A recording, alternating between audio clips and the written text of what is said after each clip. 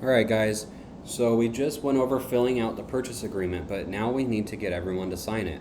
So you have two options here. You can either open up your document and print it here. Once it's printed, you can meet up with your buyer and you can have them physically sign everything, and then you physically sign everything, and then you have to scan it into your computer and email it to the listing agent.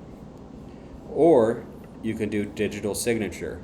So as a CAR member, you automatically have access to a DigiSign software.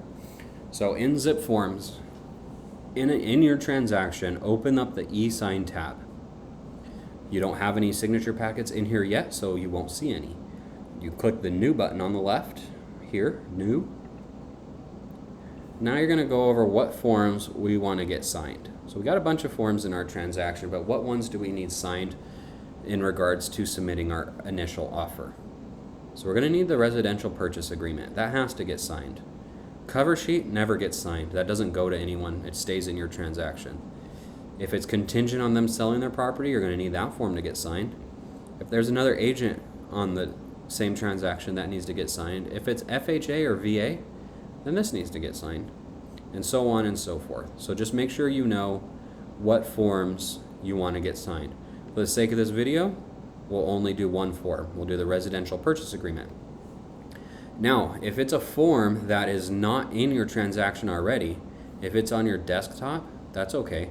Go to Add External Document, Browse for Document,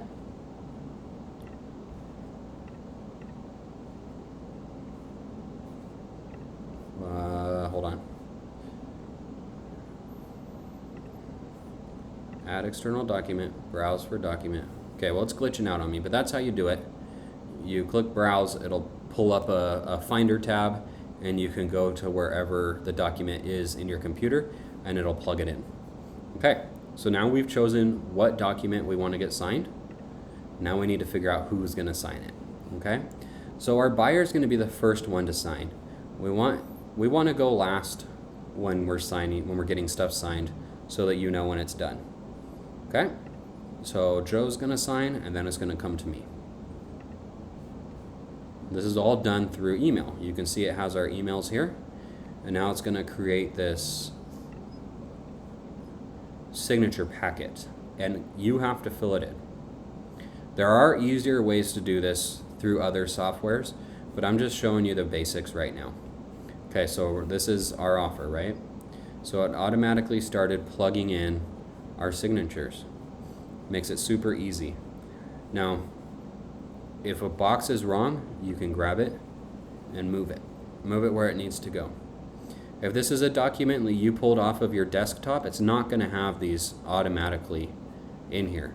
So what you're going to want to do is come over here on the right hand side, drag and drop, click that once, and it'll pull these up. Now if you want a signature block, you're going to click sign here and drag it to where you want it.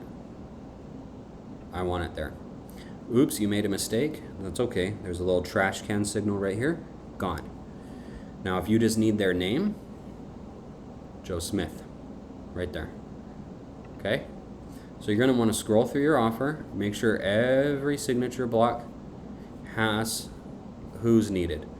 We don't have the seller's signature yet because our offer hasn't been accepted. If the offer gets accepted, the seller will go through and sign all this.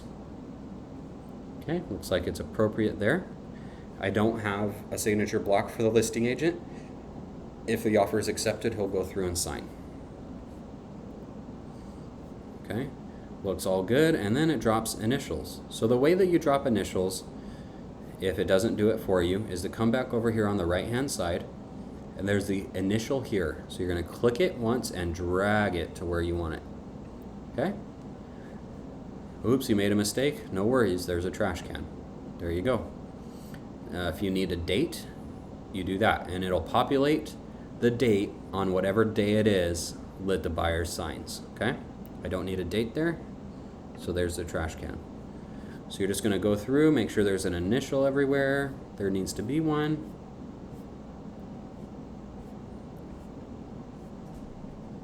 Good, good, good. Now this is an optional initial, right? Because they have to agree to this. So if your buyer says, I don't want to do arbitration, then you just hit the red X and the trash can. They're not going to do this. Most of the time you'll just leave that as is though. Okay, so it looks like that signature is appropriate. There's my signature. It's appropriate. Everything's looking good, good, good, and now we're done. So we have all of our signature blocks where we want them. It's time to send. So now what you do is you hit next, and it thinks and finalize signing. So what you're going to do is you're going to click send invitations. Don't worry about customizing anything. Just hit send and then let your buyer know, hey, I sent you the offer for signatures. It'll be waiting for you in your email. Once they sign it, you'll get an email that says signing updated, signature packet 1, and then it'll have Joe Smith's name.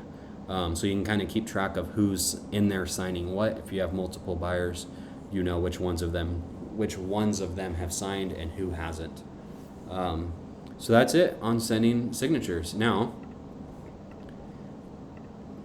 when you want to check on your signature packet, so now that we have made one, we have a packet here. So you can open it and you can see, okay, Joe Smith hasn't signed it yet. Steven hasn't signed it yet. So if you need to remind them once it's been sent, well, let me show you on a different transaction. So you can see what I'm talking about. So here's one. I have 9 signature packets in this transaction. So you can see here, they've both completed them. If I needed another signature, this is what that looks like. Or if they say, hey, can you resend us the signed documents rather than downloading them, attaching them, and emailing them, it just goes right there. And that is it on how to do e-sign. Thank you.